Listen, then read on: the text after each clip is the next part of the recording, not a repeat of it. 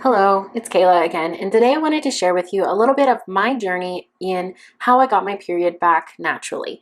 I think that it's really valuable for us as women to be able to share our stories in order to help other women that might be going through or could go through similar experiences on their journey as well. So today I wanted to share some of my own experience and hopefully some helpful tips along the way.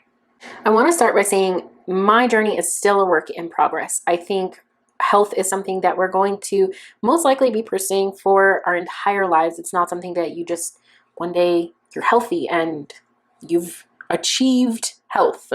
It's not a state that you get to and it's just permanent. And so I think that we're all going to be works in progress, and I'm still working to figure out some of the things that are going on in my own body.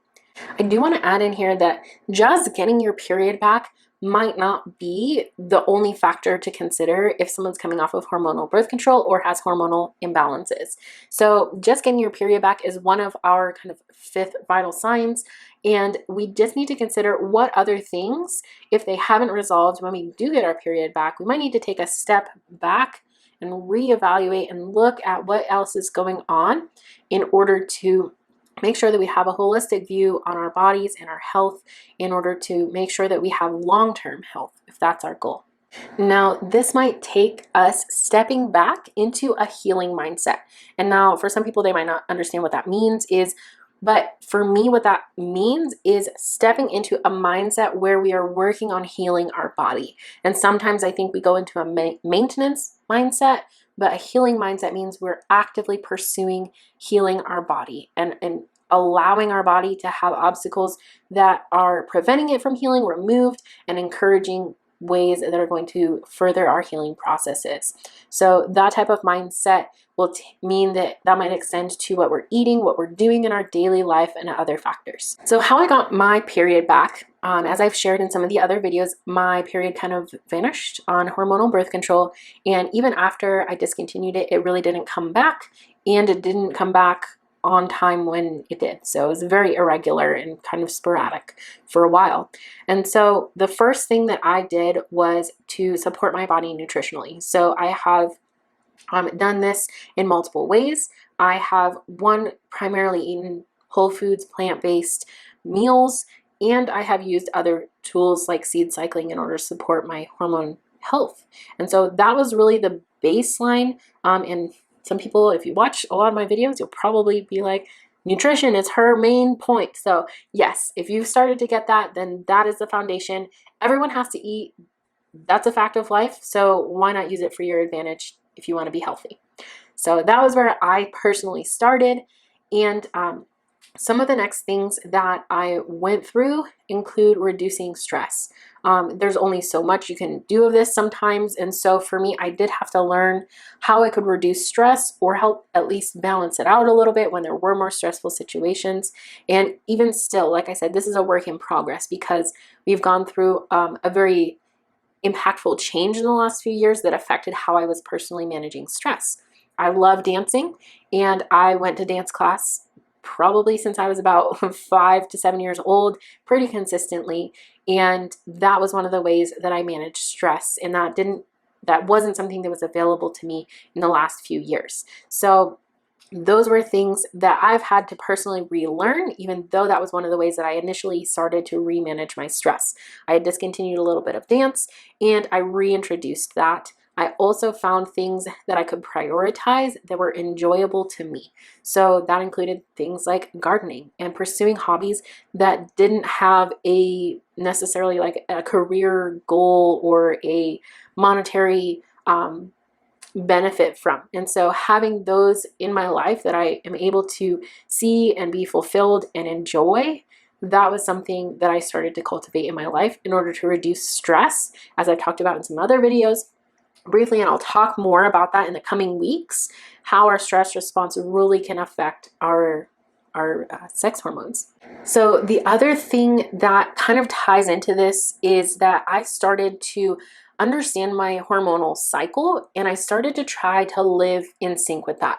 So I have done this to certain degrees for a number of years, and I feel like I have found my own balance in that. I've been a little bit more strict or less strict in years before, but when I started to understand that there were times where if I was working out, I might not feel very energetic. I might not be able to do the same thing. And so being a dancer and being someone who ran, those were things that I had started to pick up on, didn't have the same result depending on the time of month. So for me, I wouldn't necessarily push myself in a time where I wasn't feeling extremely energetic, because I started to understand that my hormones in my body simply aren't primed for that type of exercise during that phase. And so those were things, when I started living cyclically, that helped a lot with reducing my stress levels as well. And I did mention this a little bit earlier, but seed cycling.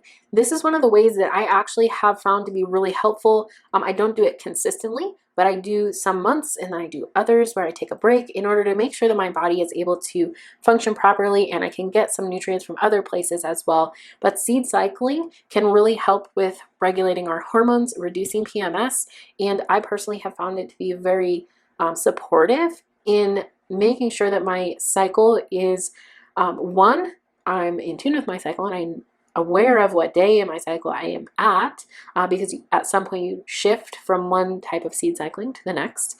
And that I felt was really helpful, but also for me to understand that our nutrition can play a role in our mood.